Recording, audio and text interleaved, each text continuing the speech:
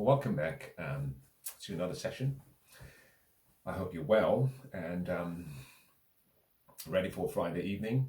Uh, now, today I am going to follow up from the sessions that I covered in the prior four days: infidelity, cheating, and more. That was what I termed what has been, I hope, an interesting conversation. I guess depending on what side of the king you stand on, you may view it to be acceptable or perhaps unacceptable. In any case, today I am going to put another building block on what we discussed yesterday.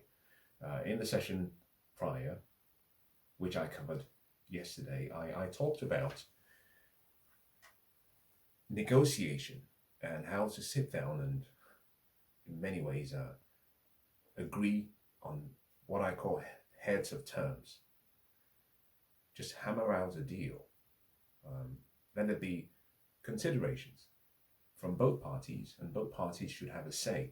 Now, I discuss other items also, but in today's session, I'm going to build on that. I'm going to cover about 4 or 5 different sub topics that I hope perhaps might provide some more context to the overall theme, and more importantly, provide some further insights. Again, let me start by prefacing the conversation. In the sessions when I started, and in every session that has taken place in the past 4 days, I have made it very clear that this is not a moral conversation, and I am not making a value judgment. I'm dealing with issues as they stand, and you make for yourself what you think is acceptable. But let me perhaps take a tangent and just rebut many people who have a moral perspective about the whole issue about having more than one wife, or having more than one spouse, or having more than one loved one or partner. These are the same people who, obviously based on their belief system, the belief system forming their character, these are the same people who talk about, who use religion, and who form their belief system based on religion. And what I find it very strange is, if you were to take the aggregate of all the religions in the UK, or in the West, or across the whole world, what you find is, if you sum up the top 4 major religions, or the top 3, certainly in this country: Judaism, Christianity, and Islam. In each of those 3 religions, what I am talking about is present. So you can't make it a moral perspective on religious grounds, because we can talk about, from the very start of the books, whether that be Islam or whether that be Judaism or Christianity, we can talk about several people who were considered to be the pillars of the doctrines, whether that be Abraham, or whether that be Isaac, whether that be Jacob or Esau, whether that be Samson, who was a judge, whether we move from the prophets and go past the judges and move into the kings, David and Solomon, etc. What we see is everything I have discussed is present. So you have to be careful about bringing in morality into something that has been part of human existence. Only in the West have we suddenly converted what was seen as a part of life. We have made it seem that human beings and men should change their very nature. Now these are first world problems. I mean, first world problems. And unfortunately, when you have created so much wealth and you've lost sense of the power of struggle, we start, talking about things that are not necessarily that significant, all things remaining equal. In any case, Today's session, I'm going to talk about what to do prior to and post the awareness or the development that ensues from being in a committed relationship. Now, I think for my sins, but also in the wise words of one of the greatest, most people who get married seem to assume that once they get married that they have blissful happiness and peace. Completely wrong. The great writer says those who get married will have, as a matter of fact, the only promise made in the entire Christian doctrine is that those who get married, and this applies to the Jewish doctrine, and by implicit doctrine and genealogy applies to the Islam doctrine as well, is that those who get married will have many problems. That's the only promise. So whether you come about this from a perspective of Christianity, I don't think you have that much to stand on. That's the promise. It says if it is okay for people to remain as single people and remain unmarried, but if they choose to be married, that is also fine. But those who get married shall have many problems. And one of the problems we find from people who are married or in a committed relationship is the issue about cheating, infidelity, and more. Now the question is, what do you do prior to or post the knowledge or the information that comes to your awareness about said issues? Now let me start with the prior process. What do you do prior to what I think is an inevitable position for most people, for a majority of people. Number one will be sit down, prior to sit down and discuss what could be. I like to use stronger words. What will be the inevitable. Now, when I say the inevitable, I'm not suggesting in any way that there are people out there who do not fall to the temptation of infidelity and cheating and all of that. Of course there are. There are some people, but they are the exception to the rule. They make up such a small minority that they become almost insignificant from a position of statistics. And when you're talking about a broad topic about broad people, about a general topic about general people, we do not make the exceptions the focus because they are so small. Sit down, number one, and discuss what could be the potential inevitable.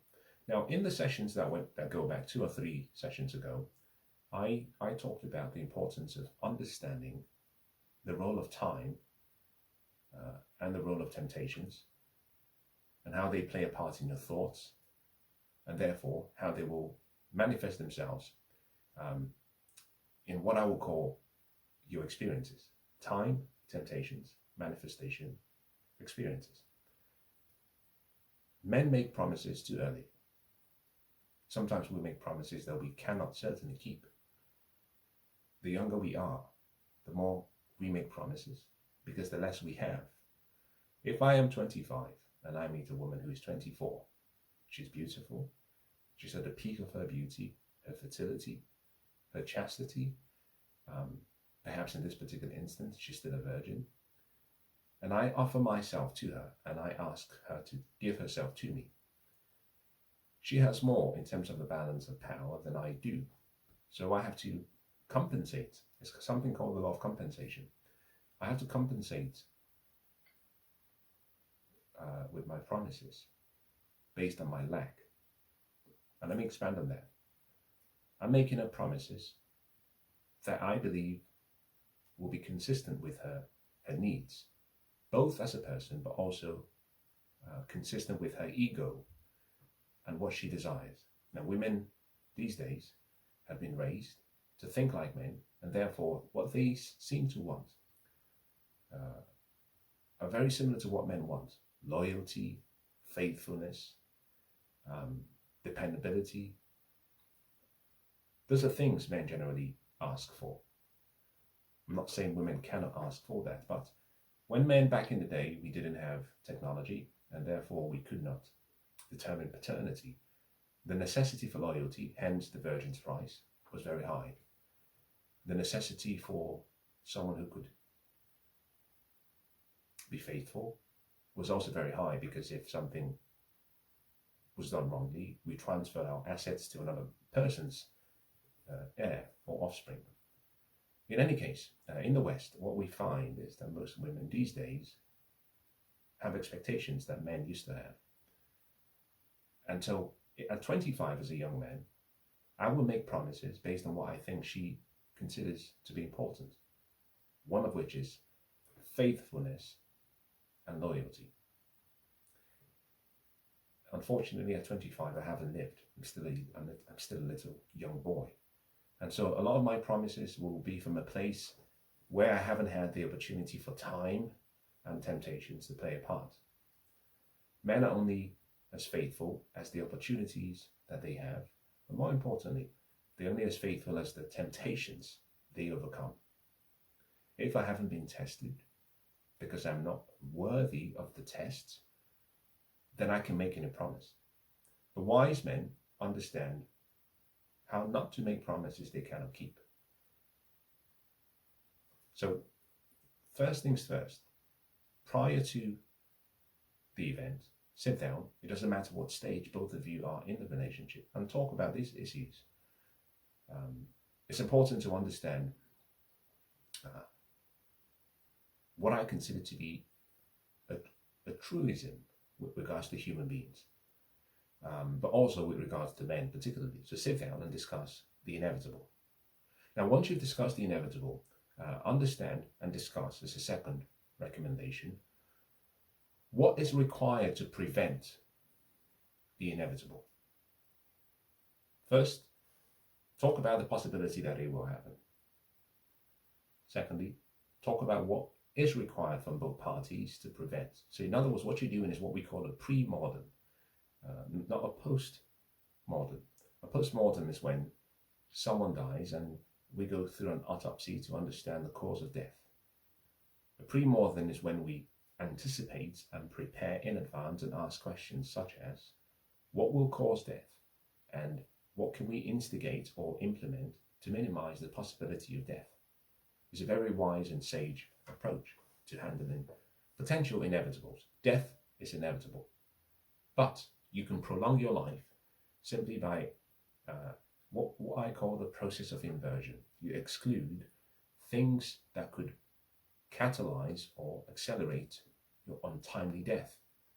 By minimizing and excluding those issues, then all things remaining equal, death should come at the right time, not prematurely, but at the right time. So number one, sit down with each other and talk about the inevitable. Talk about what is required to prevent the inevitable. And number three is the most important. Sit down, discuss the terms of the agreement, or what I discussed in the session 2 days or 2 sessions or 1 session ago. What are the conditions? What are the terms of such behaviors? There have to be agreements. A man cannot just behave the way he chooses to, and a woman cannot just behave the way she chooses to. It's like a business. A business should have an agreement, a culture, a code of conduct, a way of behaving, values and ethics and mannerisms. A business is an entity unto itself. You, by agreeing by choice to be part of a union, you have to agree on things. So I've talked about 3 important steps. Number 1, discuss the inevitable. Number 2, discuss what is required to prevent the inevitable. Number 3, discuss the terms of the agreement. Now, I give you some of the terms of the agreement in yesterday's session. Number 4, you can then choose to accept, or you can choose to walk away. Now, this is perhaps the most important part for women. In my experience, women, generally speaking, have their hearts broken or feel like they have been betrayed when there is a breach of a good faith agreement, explicitly or implicitly, but more importantly, when there is a breach of a promise made or of the word spoken. Hence me talking about integrity in the individual. that you have yourself and you have your words. And your words should be the same as yourself. There should be integrity, such that when you say a word or speak, that word should be almost as good as gold. Because that word will not be broken, because you have integrity in your words and in yourself. Women generally find that men are not consistent with what they say and what they do. There's a lack of congruency. And incongruency is one of the issues with regards to relationships. Mean what you say and say what you mean. So number 4 is accept or reject. Now, in my personal experience, I have found this to be very, very useful, because in many ways, what I'm saying to you is I'm giving you my words. I'm putting it into flesh. I'm actually making my words life and giving it, breathing life into my words by saying, this is what I think, and this is what you can judge me based on. So that when there is a deviation, you can look at the promised, and you can look at the actual, and you can say that there is a deviation, and I have breached the conditions. Now, that's the first part of today's session.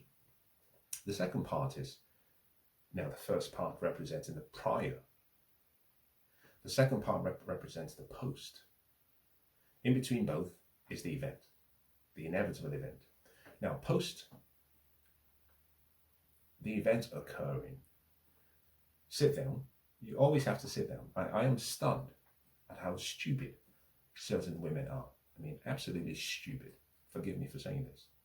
That a woman hears that her husband is having an affair or has had sexual encounters with a woman outside, and the reaction is almost like an anaphylactic shock.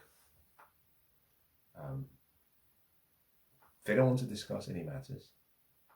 They have decided he's out of the house, the relationship is over, the family units will be destroyed and broken into half. They will not sit down and discuss matters. When they get to discuss matters, it's 3, 4, 5, 6 weeks, 2 months, 3 months down the line. They've overreacted rather than responding carefully with wisdom. So, assuming the event occurs and you're dealing with this post the event, number 1, sit down and discuss matters. When you discuss matters, avoid, here is my view, this is perhaps not a very, maybe not a shared view. Avoid going into the finger pointing. Avoid all of the events that occurred. Just accept that things have happened. Firstly, see things as they are, not the way you would have wished that they were. They've occurred, they have been occurring, you've just come to the knowledge of them. Accept it. Don't put your head in the soil. Don't be like a deer in the headlights. Accept it. See things as they are. Now, see things as you would want them to be and design a plan. That's how life works. First question is, where am I? Second question is, where am I trying to get to? Third step is get moving. The progressive movement towards your ideal outcome is success. So the first step is to sit down and discuss where things are. And I hate to say this, but most people do not understand that this is something you almost do. You see, in order to come up with compassionate solutions, you have to undertake and participate in dispassionate analysis. I'm saying be dispassionate in your analysis. Just treat it as though you're trying to solve a problem, because there is a problem on the table. You can either sweep it on the table, or you can simply say, this problem is not going anywhere. Let's fix it. So come to the issue like an engineer, a scientist, someone looking to solve a problem. Firstly, acknowledge that it exists, discuss it. And then number 2, determine the steps needed to correct the issue. We go back to the prior in terms of how to correct it. One of the things that should be included in that how to should be the heads of terms, the conditions, or the contract, or the agreement. Oh, I heard you actually seen another woman outside the house. Fine. You don't need to know her name. You don't need to know where she lives. You don't need to know how frequently he's been seeing her. You don't need to know when it started. You don't need to know why. Let's go through some steps. Number one, your role is provision, protection, the priestly duties, and professing your love. My role as a woman is to clip your wings. I'm not going to ask you to stop, because to do so will be to control you. I will tell you how it makes me feel, but I'm going to say, let's agree on a few things. You can't spend more than 5% on her or in your interactions. You can't spend more than 5% of your spare time. You can't actually discuss the family purpose, vision, mission, goals with her. You should keep your business away from her. You can't actually spend time traveling to and from her. The focus should be the family. Number 4, you're not breaking up this family. Let's make it very clear. Number 5, she cannot live within the same borough. She cannot live within the same village. She cannot live in the same town. She cannot be in the same state or city. Now, these are things you can discuss. Now, it could be, unfortunately, you can't have that particular item. But the point I'm making is the progression. With regards to defiling the family bed, let's put some rules. You have to wear a condom always. She can't have any babies. And you're not starting a parallel or a dual family. Just discuss matters. You will not get all of what you want, but you will certainly place boundaries and make the responsibility to him to be made known. So you're getting from him spoken words, which you will now use as a judge. Your words and his words will judge each other. You know, the saying goes, let my words stand before me. In other words, when I stand, I want standing next to me are my words. And then, if my words are not consistent with my declaration and proclamation, my words are in front of me and I can see that I haven't been congruent with my words. That's the prior and the post approach. Now let's talk about something that I think is important, which is why it happens. And I'm going to deal with this from a male perspective. I won't have time to cover every single aspect, but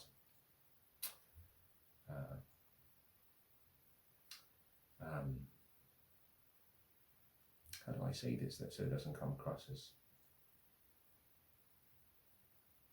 There's a saying that we don't get what we want, that we get what we deserve. Now, it doesn't apply always. What women mostly want is a man who is faithful, and a man who is sincere, and a man who is loyal, and a man who doesn't go astray. But most women do not get what they want. They actually get what they deserve. Now, when you hear that statement, it's not unusual to think that what I am suggesting is that women who have their husbands cheat on them or are unfaithful to them deserve that. The answer is usually not as straightforward as you may want to accept. For the majority, if you separate your feelings and accept some biological aspects to human beings, the answer would be yes. If you look at the cause-effect relationship, and that is what I want to talk about in this section. The cause-effect relationship is a powerful thing. We talk about the law of sowing and reaping, the yin and the yang. We talk about action and reaction are equal and opposite. These are simple ways of us defining things that have what I call an interesting relationship. In math, we look at equations. We talk about things such as simple equation, simultaneous equation, quadratic equation, and they go on, meaning you have two variables for one of those, and there is a relationship that they share. You have to understand why things happen. Now, to understand this, I would simply say that most women who refuse to give their men what they want deserve what comes to them. And overwhelmingly in the West, modern women have been raised to believe that there is nothing that they owe the men in their lives or the men that they want. You don't know us. You don't believe that you need to spend time getting to know us. You haven't studied us. Most of you don't even like us.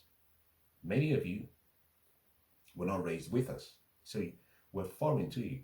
And therefore our needs are not at the front and center of your, what I would say, your creed. You've been raised to believe that you are the most important thing. The world revolves around you as a woman, and we are lucky to have you. You ask a man what does he want in a woman, and he can describe it. But more importantly, he can describe the steps he will take to give her what she wants. Most men understand what women want. Very few women understand what men want because they don't know who men are. I talk about several things. The fact that there's some needs that we are born with, and there's some needs that are seasonal, and there's some needs that we cultivate.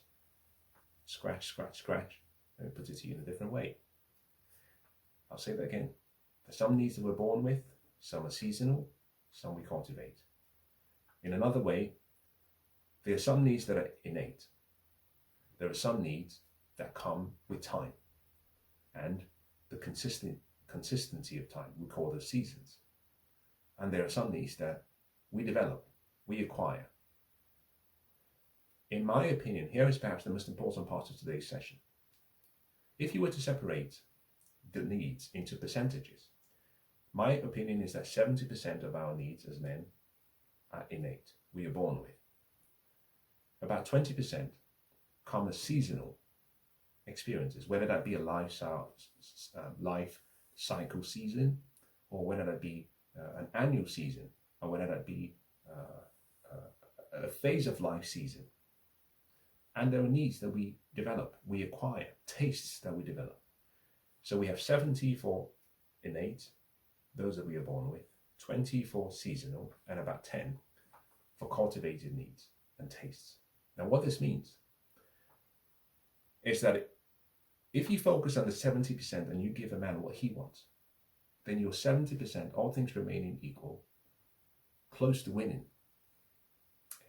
The pass mark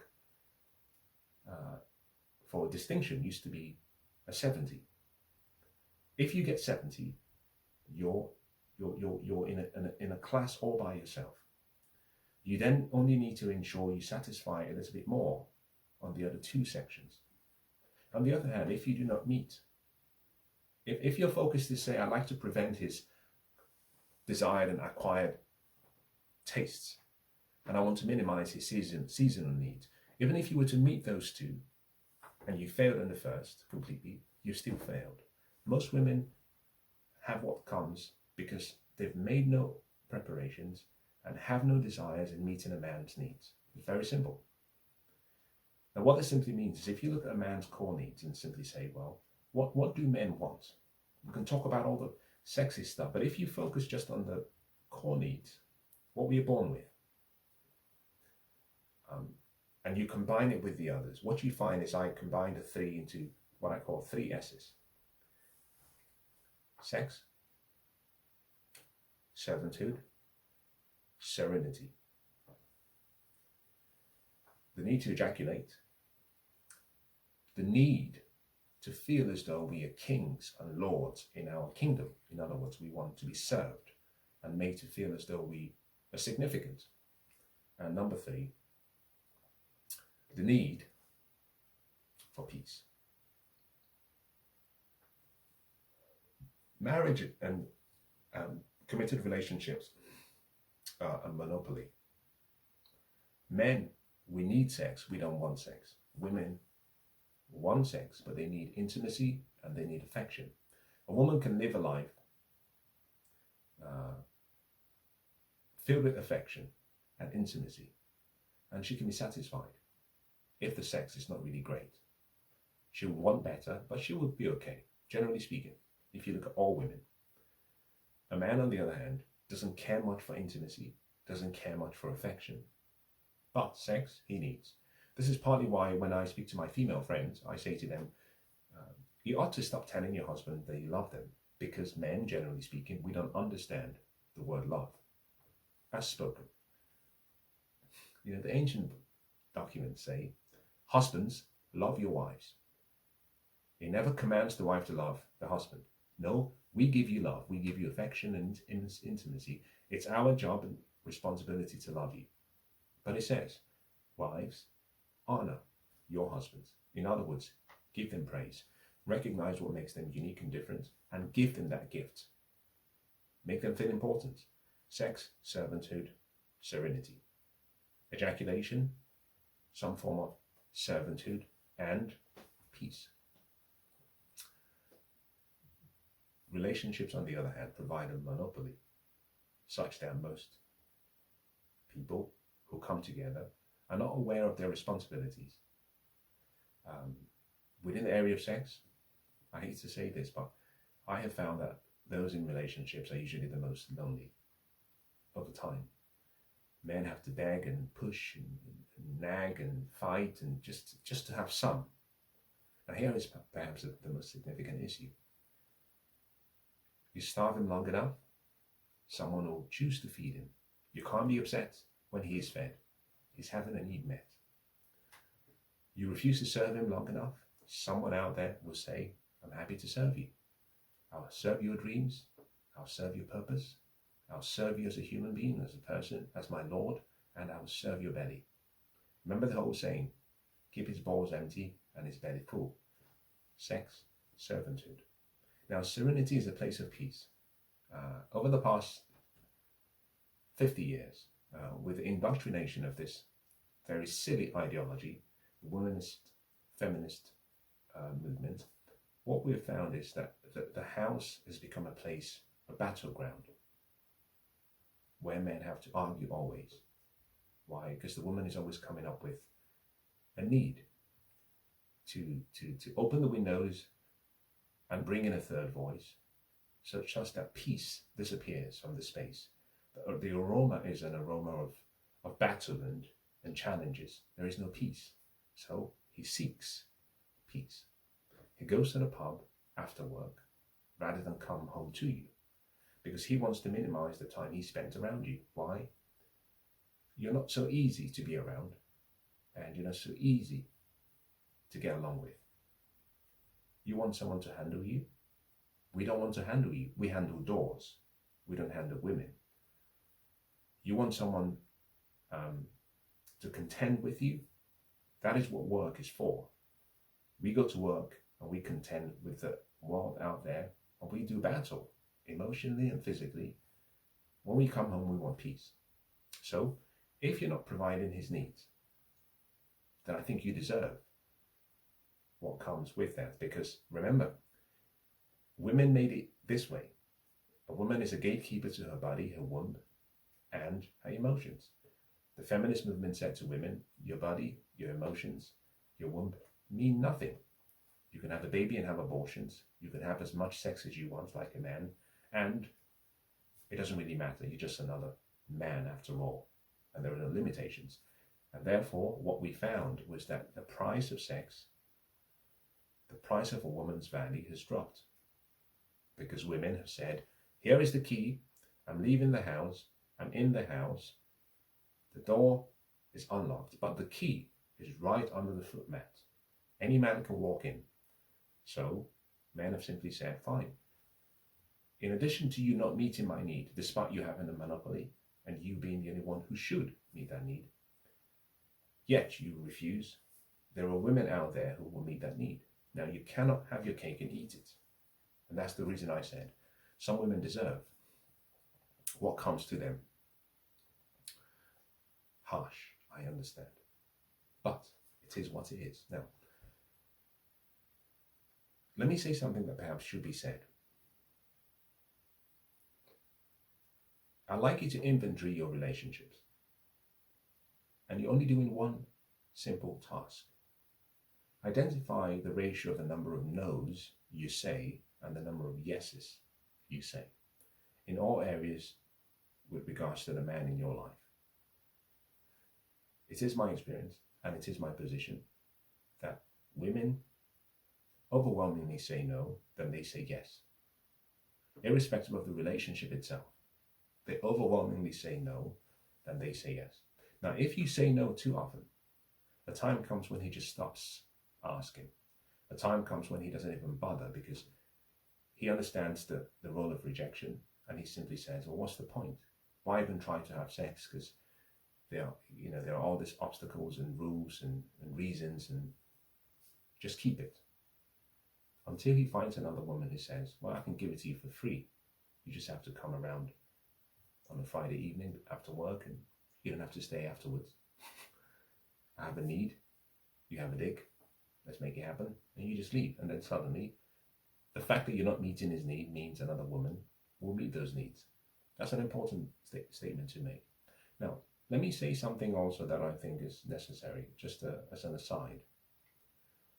I talked about the 3 S's that men want, but remember, men are visual. When we meet you, and this is a mistake women make, at the point we meet you, there's a memory we have. This is a mistake we make. When men meet women, we believe that things will remain the same. When women meet men, they often have an ideology that says that I'm going to change him. 2 different ideologies. A man meets her and says, well, she's giving me sex, and therefore things would be the same. She looks attractive and sexually appealing. Things would be the same.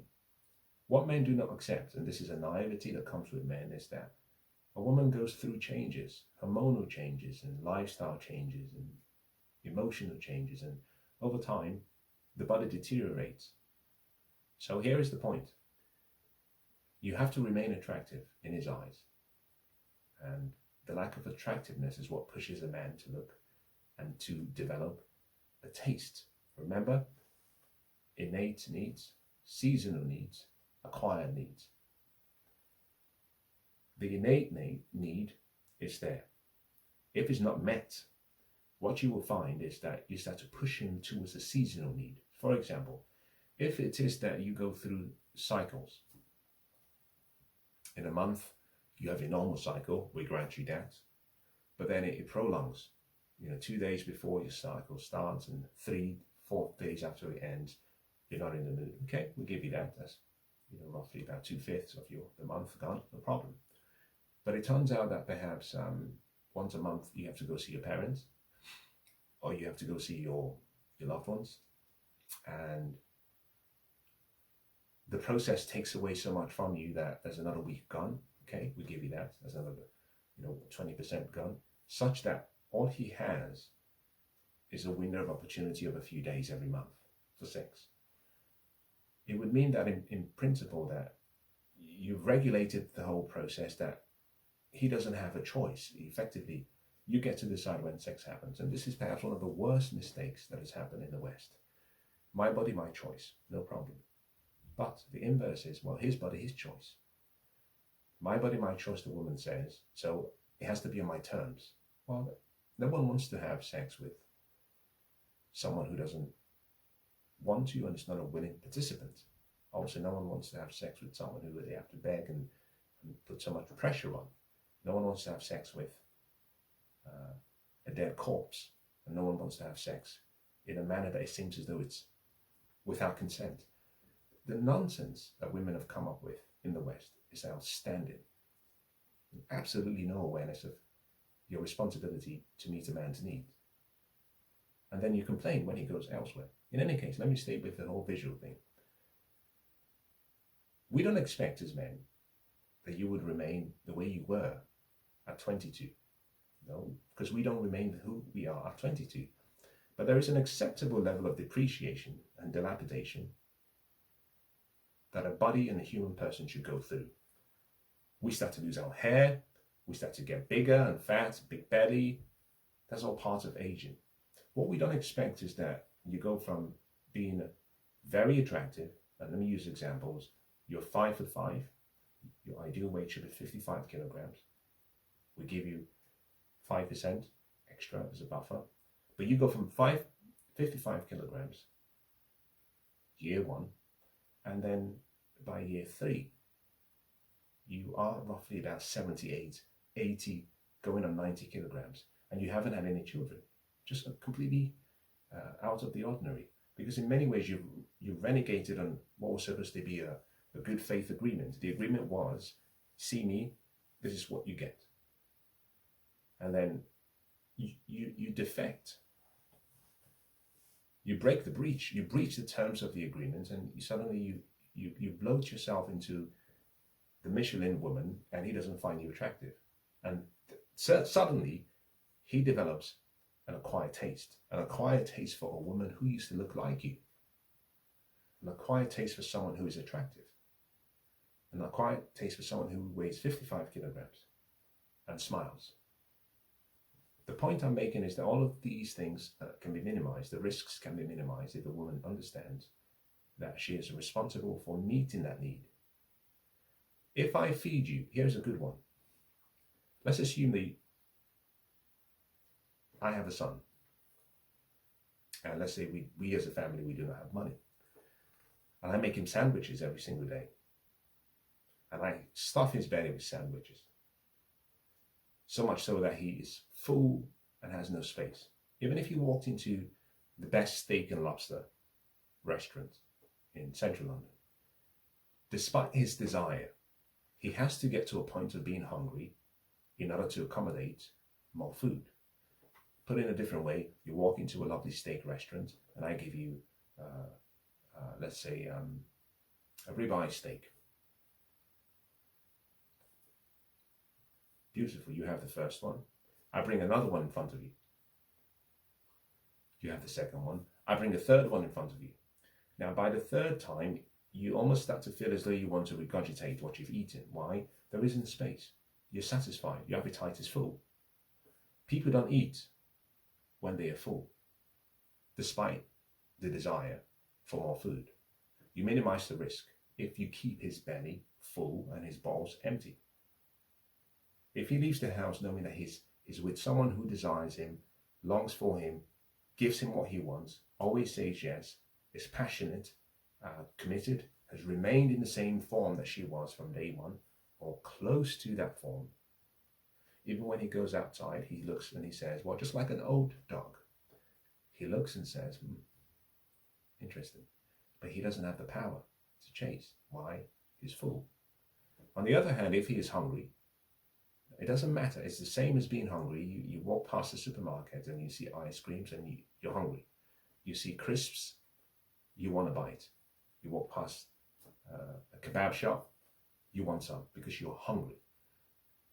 As we know, when a person is hungry, we are usually the most vulnerable, which is why any absence of control for a desire can cause us to commit the greatest sins. The taste, the temptation for power, money, and your loins, sex.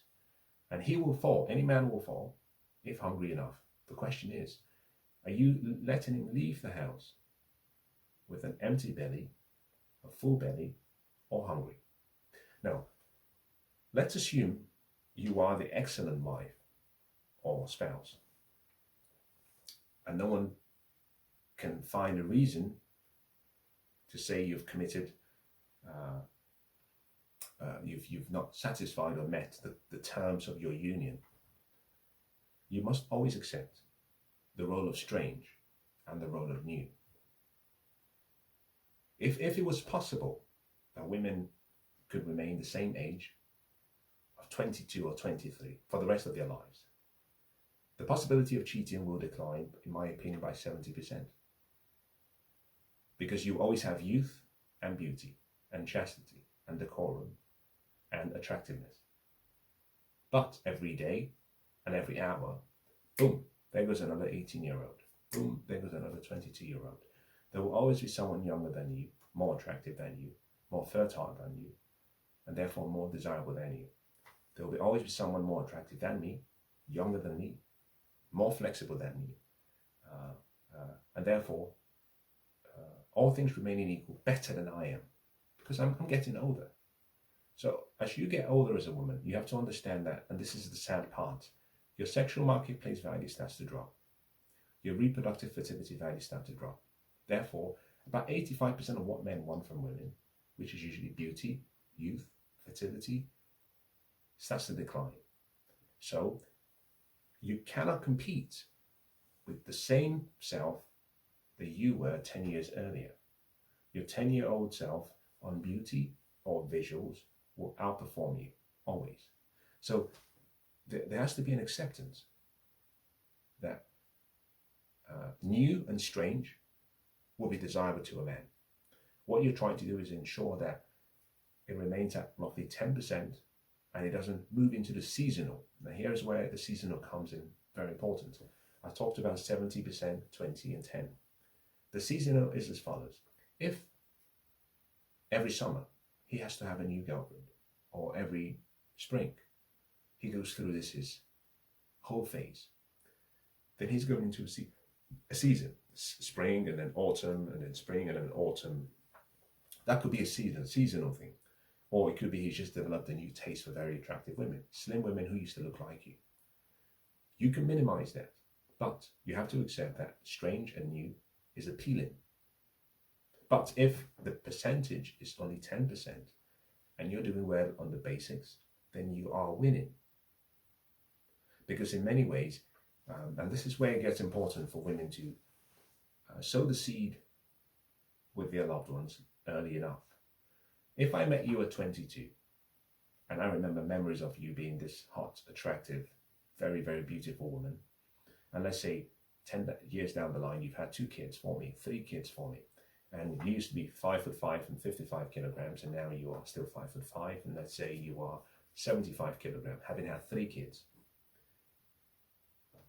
Recognizing that the change that has taken place in you has come as a result of you giving me the most highest honor you can give a man. An honor so high that in several parts of the whole books of antiquities, the spirit has to come down and say, listen, you are going to be with child. We've come to ask for permission to use your womb, to bring into the world this lineage that will come through. That's how important that honor is. A man can say, well, she's not what she used to be, but I have those fond memories, and she's given me the highest honor as a woman, and therefore, even though she's not able to compete with her 10-year younger self, she deserves my loyalty, and I deserve to do right by her.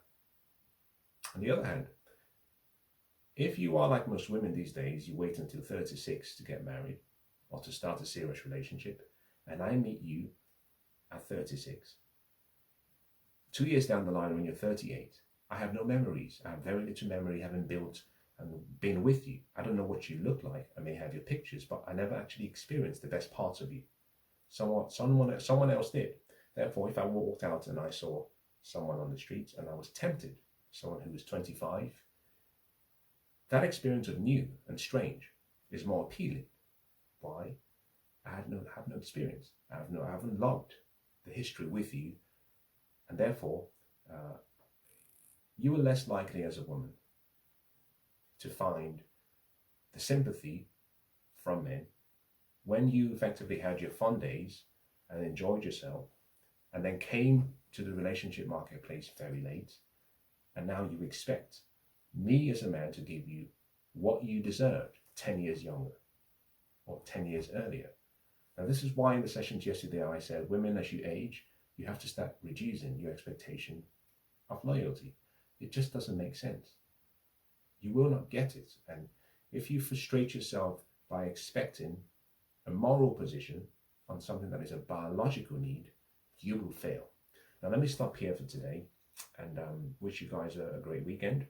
And in the next session, I'll do my best to see if there is more I can say about the topic, or whether I believe over the weekend I think it's time to transition to something else. Now, I hope it's been useful and I hope you've enjoyed it. Have a great weekend and goodbye and God bless.